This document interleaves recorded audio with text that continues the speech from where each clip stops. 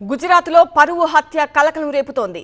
ఒక వివాహితుడు హరీష్ అనే వ్యక్తితో ఒక యువతి ప్రేమాయణం నడిపినట్టుగా తెలిసింది. అయితే ఆ యువతిని కట్టేశారు, బంధువులు కట్టడి చేశారు. పాత కేసులో అరెస్ట్ అయి జైలుకు వెళ్లాడు హరీష్ అనే వ్యక్తి. అప్పటికే ఆ యువతి కనిపించకుండా పోయింది. ఆ అమ్మాయి ఆచూకీ కోసం కోర్టులో పిటిషన్ వేశాడు హరీష్. అప్పటికే ఆమె మృతి చెందినట్టు నిర్ధారణ అయింది. హడావిడిగా అంత్యక్రియలు చేసేశారు కుటుంబ సభ్యులు. హరీష్ ఫిర్యాదుతో హత్య చేసినట్టు ఒప్పుకున్నారు నిందితులు.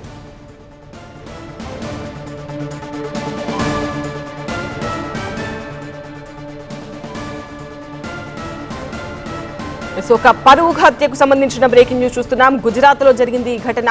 ఒక యువతి హరీష్ అనే ఒక యువకుడితో, పెళ్లైన యువకుడితో ఆమె ప్రేమాయణం నడిపించింది అని తెలిసి యువతిని కట్టడి చేశారు ఆమె బంధువులు.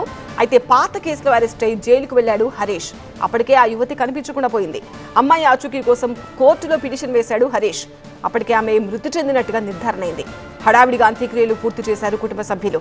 హరీష్ ఫిర్యాదుతో హత్య చేసినట్టు ఒప్పుకున్నారు నిందితులు.